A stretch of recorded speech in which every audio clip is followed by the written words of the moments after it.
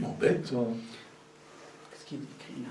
Quoi, qu'est-ce que tu veux? Là, je veux savoir ce qu'il écrit. Qu'est-ce que tu veux savoir? Mais tu veux pas me lire ce que tu écris? Ah, je lis un passage de l'évangile de Luc. D'accord. Bah oui, moi je lis la Bible. Oh, Ah oui, quand ça? Bah, apparemment plus souvent que toi. Hein. Bon, enfin je vais te lire quand même ce passage. Pas qu'à la maison vidéo? 28. C'est bon, hein? Excellent. Donc c'est tiré de Luc. Luc, l'évangile. Oui.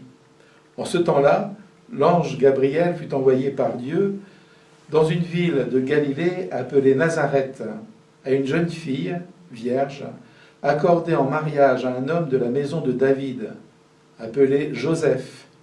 Et le nom de la jeune fille était Marie. L'ange entra chez elle et dit : « Je te salue, comblée de grâce, le Seigneur est avec toi. » Ah, c'est beau ça, mon petit curé. Marie. Aujourd'hui, on rentre dans le mois de Marie.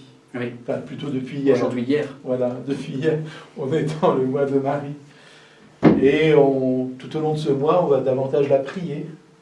Avec, je crois que c'est le 14 mai, Oui. on va prier plus Notre-Dame de Grâce, notre patronne. Patronne du diocèse de Cambrai. Voilà.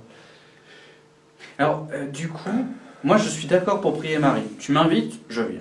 D'ailleurs, je crois même qu'on va dire le chapelet chaque fois avant la messe pendant tout le mois. Voilà. À 18h. Ok. Pourquoi Marie, elle est importante dans notre foi? Parce que c'est quand même Jésus le Sauveur, c'est pas Marie. C'est Jésus qui est Dieu. Marie, elle n'est pas Dieu. Donc pourquoi est-ce qu'on s'intéresse à Marie si c'est Jésus qui est important? Bah, d'abord parce que si Marie n'avait pas dit oui, on aurait été un petit peu embêtés. C'est elle qui est l'accueil sur la terre de Jésus. Voilà. C'est elle qui accueille Jésus sur la terre. Et je dirais dès le départ, Marie nous dit un peu la place qu'elle va avoir. Ah oui, comment ça? Dans la mesure où Marie, elle accueille la volonté de Dieu dans sa vie. Cette volonté de Dieu, elle va s'incarner en Jésus. Et tout au long de sa vie, Marie va sans cesse, en suivant son fils Jésus, toujours s'effacer pour que Jésus soit mis en lumière. Et ça, je trouve que c'est vraiment ce qui caractérise le mieux Marie, dans tous les épisodes, on va dire, de la vie de Jésus. Elle est celle qui met Jésus en valeur. Voilà. Et elle ne fera jamais obstacle à Jésus. Elle ne cherche pas, elle, à se mettre en valeur. Elle est vraiment la servante du Seigneur. Elle. Voilà. Ouais. Bon, je vais pas aller plus loin pour toi. Ok. Mais je crois que c'est quelque chose de fort dans l'Évangile. Et moi, c'est ce qui me touche dans la Vierge Marie. Elle nous dit un peu ce que doit être notre place pour en finir. C'est-à-dire toujours mettre Jésus en valeur. Et c'est vrai que quand on représente Marie, elle est très, voire tout le temps, très souvent, avec Jésus au premier plan finalement. Jésus est devant elle, c'est son enfant, et elle est souvent là pour le porter, c'est une image de tendresse, mais au fond elle nous donne Jésus. C'est ça. Elle est là pour nous présenter son Fils.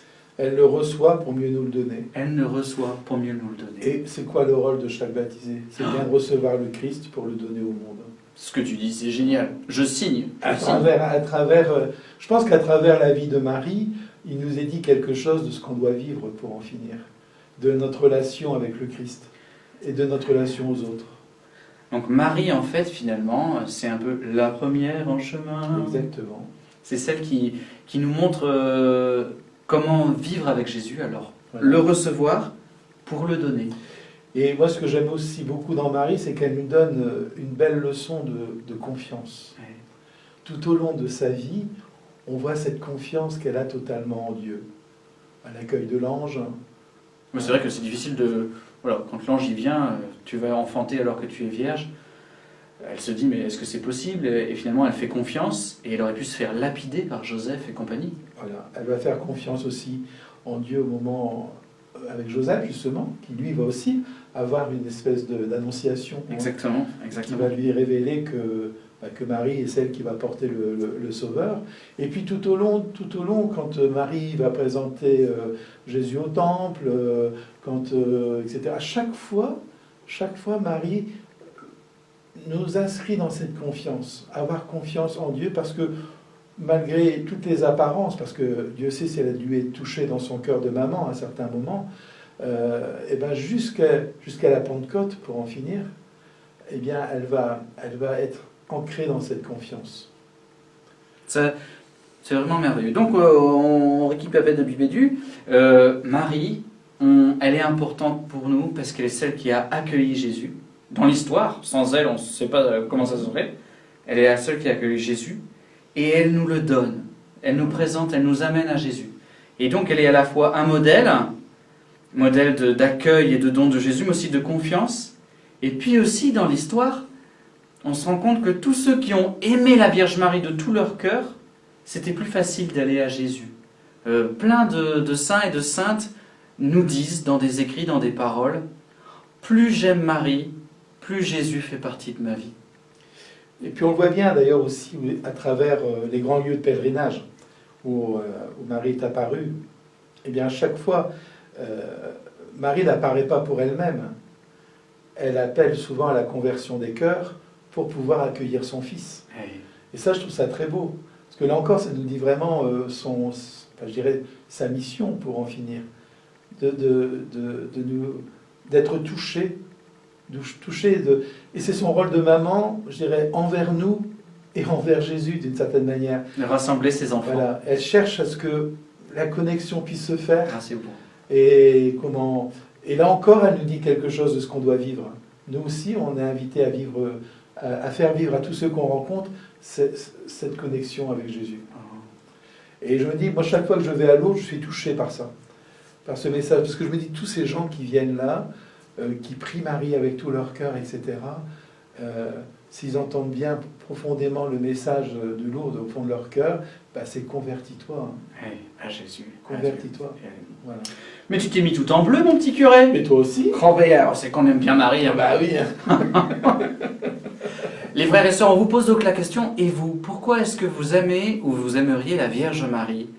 Qu'est-ce qui vous touche dans cette belle figure de la maman de Jésus? Oui, puis on vous invite vraiment pendant ce mois de mai à la prier. Alors, rejoignez-nous tous les soirs à 18h. Ou à Lourdes à 15h, je crois, sur KTO.